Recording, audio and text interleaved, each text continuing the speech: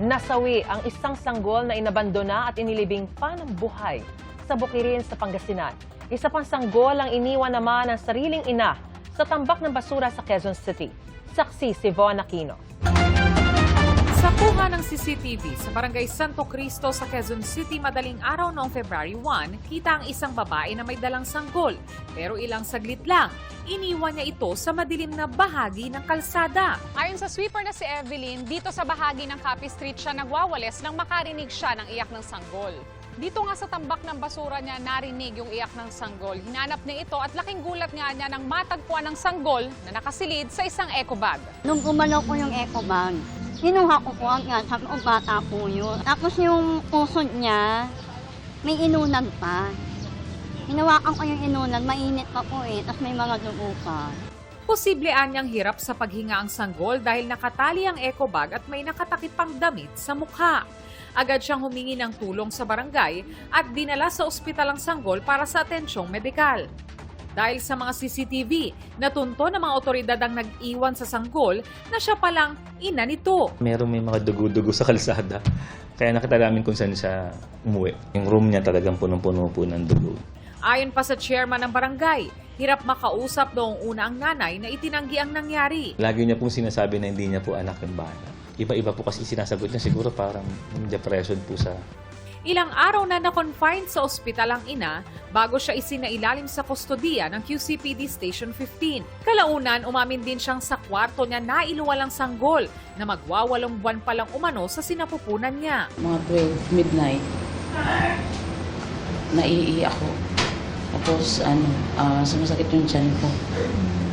So hindi ko expected na sign na pala yung nalalabas siya. After nun, parang wala na ako sa sarili. Labis daw ang pagsisisi niya sa nagawa. Hindi naman ako nag-attempt na ilaglag. Stress ako that time habang daladala ko siya.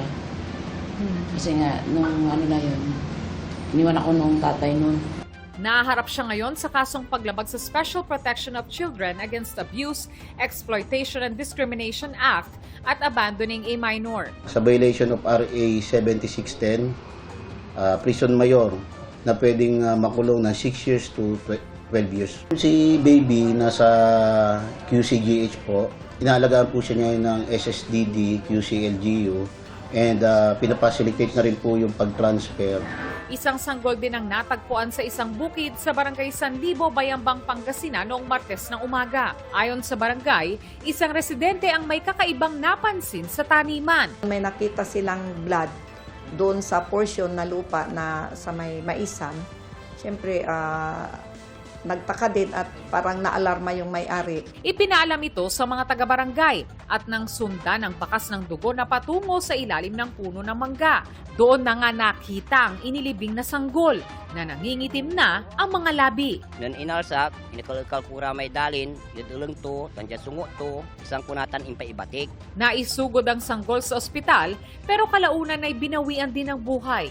Natukoy at nasa kustodiya na ng pulisya ang ina ng sanggol. Sinusubukan pang makuha ang kanyang pahayag. Patuloy ang investigasyon.